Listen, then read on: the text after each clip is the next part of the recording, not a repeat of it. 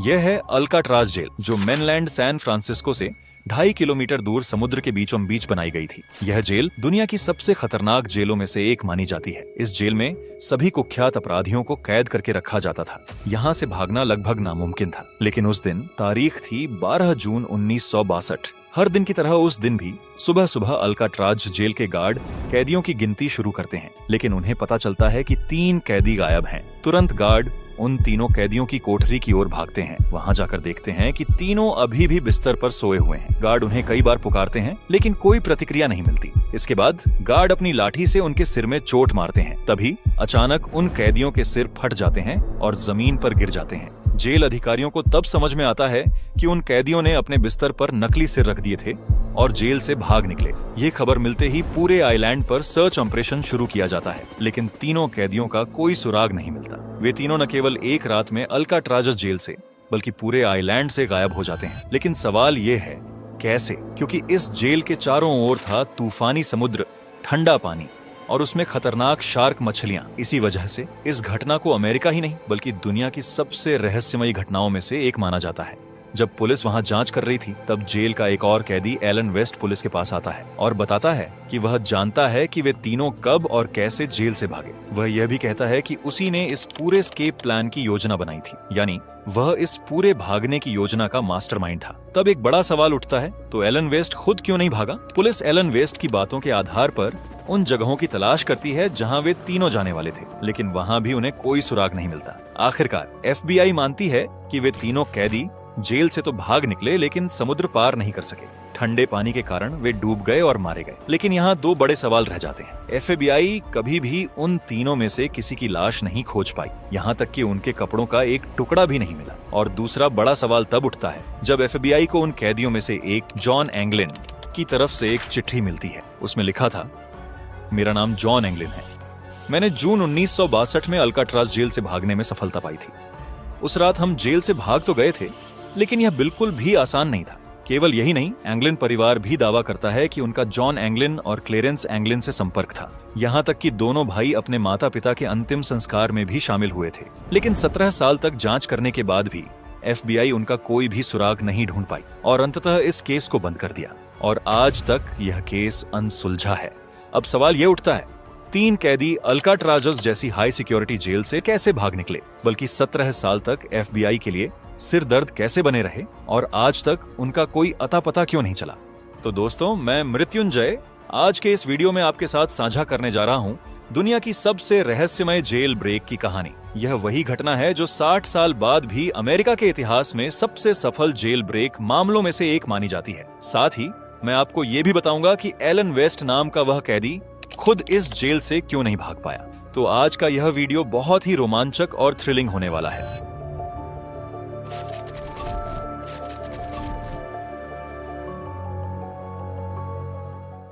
चलिए अब हम कहानी के मुख्य भाग में प्रवेश करते हैं। सबसे पहले बात करते हैं उस व्यक्ति की जो खुद को इस प्लान का मास्टरमाइंड बताता है, एलन वेस्ट।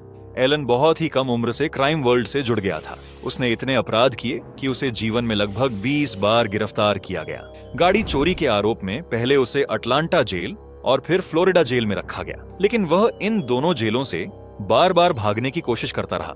इसी वजह से अंततः उसे अल्काट्राज जेल में शिफ्ट कर दिया गया।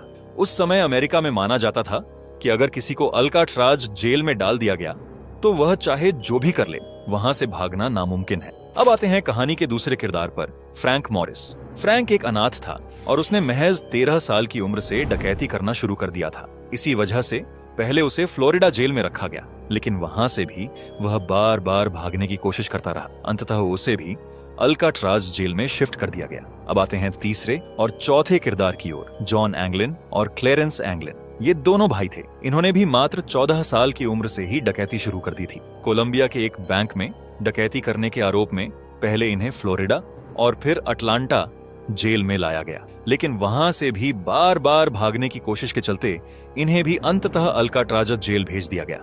अब मैं आपको थोड़ी जानकारी देता हूं अल्काट्राज जेल के बारे में। अल्काट्राज जेल अमेरिका की सबसे सुरक्षित जेलों में से एक मानी जाती थी। इसे स्केप प्रूफ जेल यानी ऐसी जेल कहा जाता था जहां से कोई भी कभी भाग नहीं सकता। यह जेल कैलिफोर्निया के सैन फ्रांसिस्को से लगभग 2.5 किलोमीटर दूर प्रशांत महासागर के बीचों बीच चारों तरफ से समुद्र से घिरे हुए करीब 22 एकड़ के एक वीरान द्वीप पर स्थित थी और पूरी जेल एक विशाल चट्टान पर बनी हुई थी।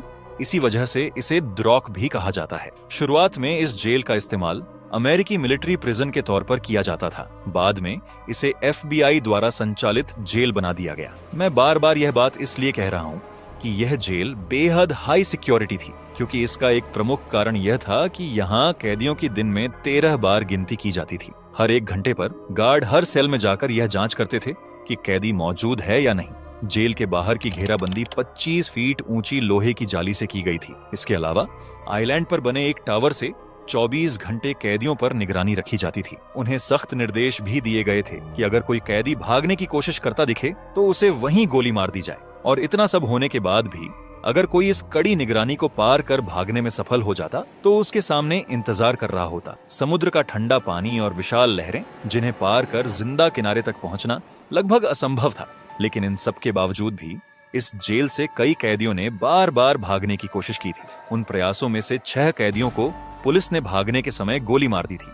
बाकी 2 समुद्र में डूबकर मर गए थे और बाकी जो बचे वे भागने की कोशिश में पकड़े गए। तो ऐसी हाई सिक्योरिटी वाली जेल में उन 4 कैदियों को लाया गया जिनका जिक्र मैंने थोड़ी देर पहले किया था। इन चारों के बीच कुछ बातें समान थीं। ये सभी बचपन से ही आपराधिक मानसिकता के थे। ये जिन जिन जेलों में पहले रह चुके थे वहां से भागने की कई बार कोशिश कर चुके थे और कुछ हद तक सफल भी हुए थे। अल्काट्राजा जेल में आने से पहले ये चारों एक दूसरे को जानते थे और सबसे खास बात, ये चारों बेहद चालाक थे और किसी न किसी हुनर में बहुत दक्ष थे। उदाहरण के लिए एलन वेस्ट को मैकेनिकल काम करना बहुत पसंद था और वह पहले से ही अल्काट्राज जेल में था। इस वजह से उसे जेल की बारीकियों की अच्छी जानकारी थी। जॉन और क्लारेंस एंगलिन बेहतरीन तैराक थे। वे इतने अच्छे थे कि बर्फ जैसे ठंडे पानी में भी आराम से तैर सकते थे।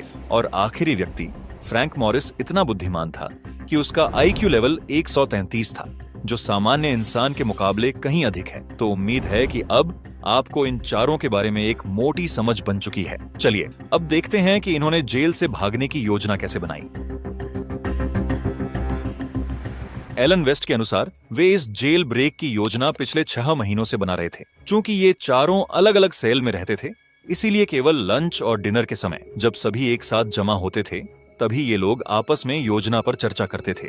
चूंकि एलन पहले से इस जेल में था, वह मेंटेनेंस के दौरान एक खास बात पर ध्यान देता है। जेल के B ब्लॉक की हर एक सेल के वॉश बेसिन के नीचे 6 इंच का वेंटिलेशन होल यानी एयर वेंट होता था, जिसे मोटे जाली से ढंका गया था। वे तय करते हैं कि वे इन वेंट्स का इस्तेमाल जेल से भागने के लिए करेंगे, लेकिन इसके लिए उन्हें पहले B ब्लॉक में शिफ्ट होना होगा। इसके बाद वे अपने प्लान पर काम शुरू करते हैं। वे तरह तरह से जेल के वार्डन को मनाते हैं ताकि उन्हें B ब्लॉक की सेल में शिफ्ट किया जाए। जब वे B ब्लॉक में आ जाते हैं तो वे हर दिन थोड़ा थोड़ा करके उस वेंट को खोदकर बड़ा करने लगते हैं। इस काम के लिए उन्होंने जेल के किचन से एक चम्मच चुरा लिया था, लेकिन चम्मच से काम बहुत धीमा हो रहा था। तब फ्रैंक मॉरिस ने जेल के वैक्यूम क्लीनर की मोटर से एक ड्रिल मशीन बना ली। अब आपके मन में सवाल उठ सकता है कि चारों कैदी जेल के अंदर बैठकर ड्रिल मशीन चला रहे थे, फिर भी आसपास के किसी को इसकी भनक तक नहीं लगी। ये आखिर कैसे संभव था? असल में जेल में कैदियों को दिन के एक खास समय पर म्यूजिक सुनाया जाता था, जिसे वे म्यूजिक ऑवर कहते थे। तो ड्रिलिंग का काम वे इसी समय किया करते थे। जब वे ड्रिल करते तब उनमें से एक पहरेदारी करता था। सिर्फ इतना ही नहीं, वे लोग वेंट के सामने लकड़ी और कागज से बना एक नकली दीवार भी बना देते थे और कभी कभी उस जगह को किसी म्यूजिकल इंस्ट्रूमेंट से ढक देते थे ताकि किसी को उन पर शक न हो। वे उस नकली दीवार को हर दिन थोड़ा थोड़ा काटते और इतना बड़ा बना देते कि एक इंसान आसानी से उसमें से आ जा सके। जिन सेल्स की मैं बात कर रहा हूँ उनके पीछे एक अंधेरी सी एक कॉरिडोर था जिसमें मोटे मोटे पाइपलाइन लगे थे। वे लोग पहले वेंट से निकलकर उस कॉरिडोर में पहुंचते, फिर पाइपों के सहारे ऊपर छत तक चढ़ जाते। अब सेल के बाहर आना तो उनके लिए संभव हो गया था, लेकिन सबसे बड़ी चुनौती अब उनके सामने थी। समुंदर पार कैसे करें? क्योंकि अगर वे इस द्वीप पर ही कहीं छिपते तो पुलिस उन्हें जल्द ही पकड़ लेती। इसीलिए उन्होंने सबसे पहले छत पर अपना एक छोटा वर्कशॉप बना लिया। प्लान यह था कि वे समुंदर पार करने के लिए इन्फ्लेटेबल बोट का सहारा लेंगे और नाव बनाने के लिए उन्होंने रेनकोट का इस्तेमाल किया। आपको बता दूं कि अमेरिकी जेलों में कैदियों को रेनकोट दिए जाते थे। उन्होंने कई बहानों से और चोरी छिपे बहुत सारे रेनकोट इकट्ठा कर लिए, यहाँ तक कि कुछ रेनकोट उन्होंने चुरा भी लिए थे। इसके बाद उन्होंने इन रेनकोटों को आपस में जोड़ने के लिए जेल के स्टीम पाइप से मिली गर्मी और साबुन से निकाले गए लिक्विड प्लास्टिक का इस्तेमाल किया और एक नाव बना ली। इतना ही नहीं, उन्हीं रेनकोट से उन्होंने अपने लिए कई लाइफ जैकेट